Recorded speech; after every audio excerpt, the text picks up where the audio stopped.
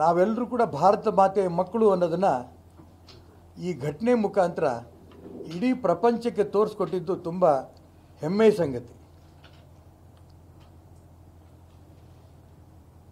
ಅನೇಕ ರೂಪದಲ್ಲಿ ನಾವು ಗಮನಿಸ್ತಾ ಇದ್ದೀವಿ. ಎಲ್ಲವನ್ನ ಮೀರಿ, ಯಾಕಂದರೆ ಅಲ್ಲಿ ನಡೆದಂಥ ಘಟನೆ ನಡೀತು. ಪ್ರತಿಯೊಬ್ಬ ಆ 26 ಜನಕ್ಕೇನು ಕಗ್ಗೊಲೆ ಮಾಡಿದ್ರು ಉಗ್ರಗಾಮಿಗಳು, ಅವ್ರು ನಡ್ಕೊಂಡಂಥ ರೀತಿ, ಹಣೆ ಕುಂಕುಮ ಇದ್ರೆ ಗುಂಡಿ ಕೊಟ್ಟು ಹೊಡೆಯೋದು, ಅದು ಯಾವುದೋ ಕುರಾನ್ ಅದೊಂದು ಪದ ನಂಗೆ ಹೇಳೋಕ್ಕೆ ಬರಲ್ಲ, ಅದು ಕಲ್ಮ, ಅದನ್ನು ಹೇಳಿಸೋ ಪ್ರಯತ್ನ ಮಾಡೋದು, ಇನ್ನು ತೀರಾ ಕೊನೆ ಬಟ್ಟೆ ಬಿಚ್ಚಿಗೆ ಹೋಗಂಥ ನೀಚತನ ತನಕ ಹೋಗಿ ಅವನು ಹಿಂದೂ ಹೌದು ಅಂತ ಆದ ನಂತರ ಹೊಡೆದಾಕಿರೋದು.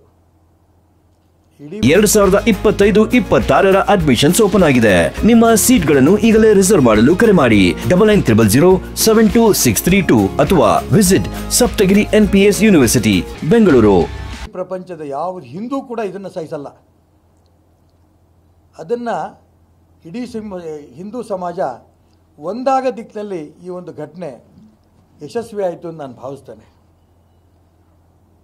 ಮೂರನೇದು,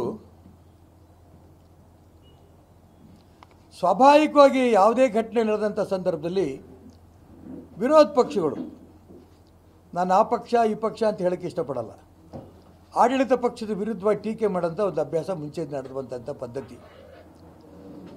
ಆವಾಗಲೂ ಕೂಡ ಅದಕ್ಕೆ ಎಕ್ಸೆಪ್ಷನ್ ಇತ್ತು. ಪಾಕಿಸ್ತಾನ ಹಿಂದೂಸ್ತಾನದ ಮೇಲೆ ಯುದ್ಧಕ್ಕೆ ಬಂದಂಥ ಸಂದರ್ಭದಲ್ಲಿ ಈ ದೇಶದ ಪ್ರಧಾನಮಂತ್ರಿ ಶ್ರೀಮತಿ ಇಂದಿರಾ ಗಾಂಧಿ ಇದ್ದರು. ಆಗ ವಿರೋಧ ಪಕ್ಷ ನಾಯಕರು ಅಟಲ್ ಬಿಹಾರಿ ವಾಜಪೇಯಿ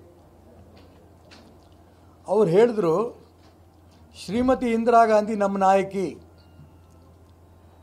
2025-26 ಅಡ್ಮಿಷನ್ಸ್ ಓಪನ್ ಆಗಿದೆ. ನಿಮ್ಮ ಸೀಟ್ಗಳನ್ನು ಈಗಲೇ ರಿಸರ್ವ್ ಮಾಡಲು ಕರೆ ಮಾಡಿ 9900072632 ಅಥವಾ visit Saptagiri NPS university Bengaluru. ಇದೇ ರೂಪದಲ್ಲಿ ಈ ದೇಶವನ್ನು ಆಡಳಿತ ನಡೆಸ್ತಾ ಇದ್ದಾರೆ. ಅವ್ರ ನಾಯಕತ್ವದಲ್ಲಿ ಇಡೀ ದೇಶ ಇವತ್ತು ಒಂದಾಗಬೇಕು, ದೇಶವನ್ನು ಉಳಿಸಬೇಕು, ಪಾಕಿಸ್ತಾನವನ್ನು ಸದೆ ಬೆಡಿಬೇಕು ಅಂತ ಹೊರಟಂಥ ಒಬ್ಬ ವಿರೋಧ ಪಕ್ಷದ ನಾಯಕನ ಅವತ್ತು ನಾವು ಕಂಡಿದ್ವಿ.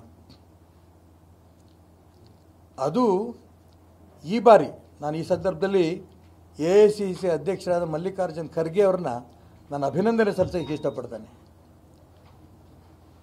ಮೊದಲನೇ ವಿರೋಧ ಪಕ್ಷದ ನಾಯಕರಾಗಿ ಅವ್ರು ಹೇಳಿಕೆ ಕೊಟ್ಟರು, ಈ ದೇಶ ಇವತ್ತು ಒಂದಾಗಬೇಕಾಗಿದೆ, ಕೇಂದ್ರ ಸರ್ಕಾರ ಯಾವುದೇ ಕ್ರಮ ತಗೊಳ್ಳಿ ನಾವು ಅವ್ರ ಜೊತೆಗಿರ್ತೇವೆ. ಇದು ಇಡೀ ದೇಶದ ಜನರು ಒಂದು ರೀತಿ ಸ್ಫೂರ್ತಿ ಕೊಡ್ತು. ಹೀಗೆ 3 ಅಂಶ ನನಗಂತೂ ಮೊನ್ನೆ ನಡೆದಂಥ ಘಟನೆಯಿಂದ ಒಂದು ರೀತಿಯ ಪ್ರೇರಣೆ, ಸ್ಫೂರ್ತಿ. ಈ ರೀತಿ ನಡೆದಿಂದ ಅವೆಲ್ಲ ಕೂಡ 2025-26 ಅಡ್ಮಿಷನ್ಸ್ ಓಪನ್ ಆಗಿದೆ. ನಿಮ್ಮ ಸೀಟ್ಗಳನ್ನು ಈಗಲೇ ರಿಸರ್ವ್ ಮಾಡಲು ಕರೆ ಮಾಡಿ 9900072632 ಅಥವಾ visit Saptagiri NPS university Bengaluru. ಒಂದೊಂದು ವಾಕ್ಯ ಈ ದೇಶದ ಪ್ರಧಾನಮಂತ್ರಿ ನರೇಂದ್ರ ಮೋದಿಯವರು ಒಂದು ರೀತಿ ಸಿಂಹದ ರೂಪದಲ್ಲಿ ಗರ್ಜಿಸಿದ್ರು ಬಿಹಾರ್ನಲ್ಲಿ ಆ ಸಾರ್ವಜನಿಕ ಸಭೆಯಲ್ಲಿ. ಅವ್ರು ಹೇಳಿದ್ರು, ಬಾಯಿ ಬಿಟ್ಟು ಹೇಳಿದ್ರು, ನಾನು ಎಲ್ಲೋದ್ರೂ ಅತಿ ಹೆಚ್ಚು ಹಿಂದಿನಲ್ಲಿ ಮಾತಾಡ್ತೇನೆ, ಆದರೆ ಪ್ರಪಂಚಕ್ಕೆ ಗೊತ್ತಾಗಬೇಕು, ಅದೊಂದೇ ಕಾರಣಕ್ಕೆ ನಾನು ಇಂಗ್ಲೀಷಲ್ಲಿ ಮಾತಾಡ್ತಾ ಇದ್ದೇನೆ. ಈ ಉಗ್ರಗಾಮಿಗಳು ಮತ್ತು ಅವ್ರ ಬೆಂಬಲಕ್ಕೆ ನಿಂತ ಪೋಷಕರು ಅವ್ರುಗಳಿಗೆ ಹುಡುಕಿನ ಹೊಡಿತೇವೆ, ಮಣ್ಣಿನಲ್ಲಿ ಮಣ್ಣಾಗ ತನಕ ಬಿಡಲ್ಲ ನಾವು.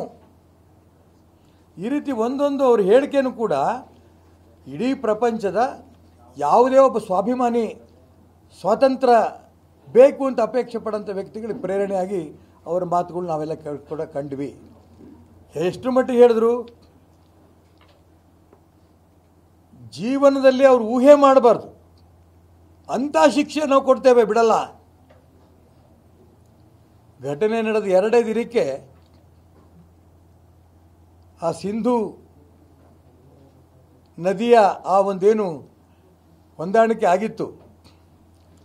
ಅದನ್ನು ನಾನು ಉಲ್ಲಂಘನೆ ಮಾಡ್ತೇನೆ, ರದ್ದು ಮಾಡ್ತೇನೆ. ಇವತ್ತಿನಿಂದ ಒಂದು ಹನಿ ನೀರು ಕೂಡ ಸಿಂಧೂ ನದಿ ನೀರನ್ನು ನಾವು ಪಾಕಿಸ್ತಾನಕ್ಕೆ ಕೊಡಲ್ಲ.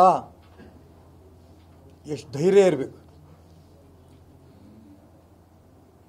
ಸುಮಾರು 80% ನೀರು ಪಾಕಿಸ್ತಾನದಲ್ಲಿ ಕೃಷಿಗೆ ಸಿಂಧೂ ನದಿ ನೀರು ಹೋಗ್ತಾ ಇದೆ.